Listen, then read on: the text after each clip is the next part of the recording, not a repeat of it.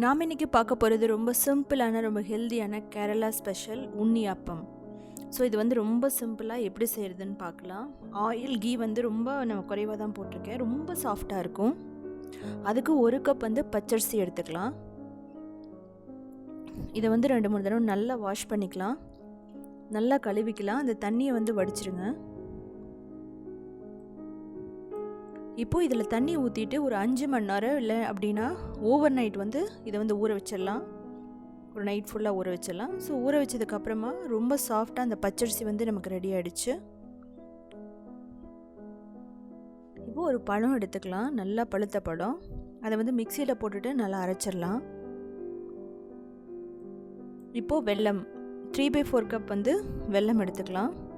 அது வந்து ஒரு 1/4 கப் வந்து தண்ணி ஊற்றிட்டு நம்ம என்ன பண்ணலாம் அப்படின்னா ஒரு 3 மினிட்ஸ் கொதிக்க விடலாம். அதாவது தின் சிரப் கன்சிஸ்டன்சியில் இருக்கணும். ஸோ இந்த வெல்லம் வந்து நமக்கு ரெடி ஆகிடுச்சு. இப்போ வந்து இதை வடிச்சிடலாம். இதில் ஏதாவது வந்து மண் இருந்துச்சு அப்படின்னா வடிக்கும்போது வந்து நின்றுடும்.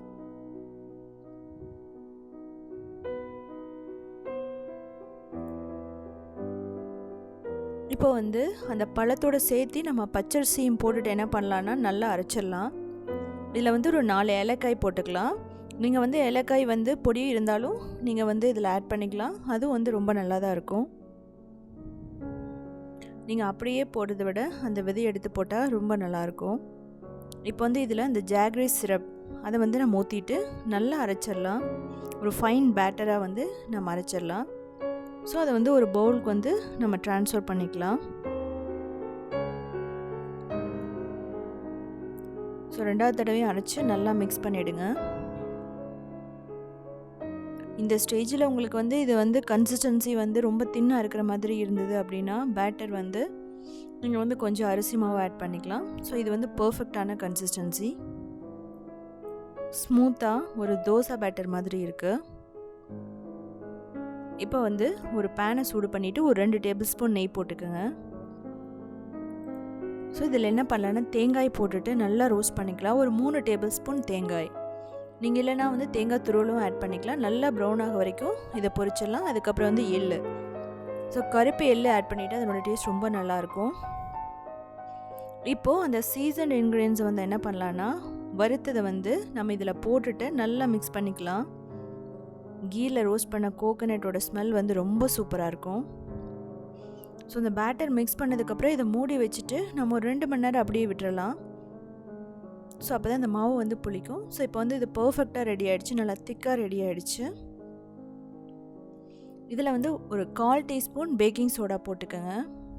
அது இல்லை அப்படின்னா ஈனோ ஃப்ரூட் சால்ட் கூட ஆட் பண்ணிக்கலாம். அது ரெண்டுமே இல்லாமல் கூட நீங்கள் பண்ணலாம். நல்ல டேஸ்ட்டாக தான் இருக்கும். இப்போ வந்து ஒரு ஆப்பம் பேன், அதாவது பனியாரம் பேன் எடுத்துக்கோங்க. அதில் வந்து 1 டேபிள் ஸ்பூன் ஆயில், அதுக்கப்புறம் ஒரு டேபிள் ஸ்பூன் நெய் போட்டுக்கலாம். அதுக்கப்புறம் ரெடி பண்ணி வச்சுருந்த அந்த பேட்டர் மாவு வந்து ஊற்றிட்டு இதை மூடி வச்சுட்டு ஒரு 2 நிமிஷம் வந்து நல்லா குக் பண்ணிக்கலாம்.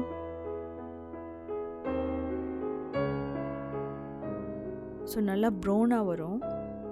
நல்லா கிறிஸ்பியாக உள்ள சாஃப்டாக ரொம்ப சூப்பராக இருக்கும். இப்போ இதை திருப்பி போட்டுட்டு ஒரு 2 நிமிஷம்.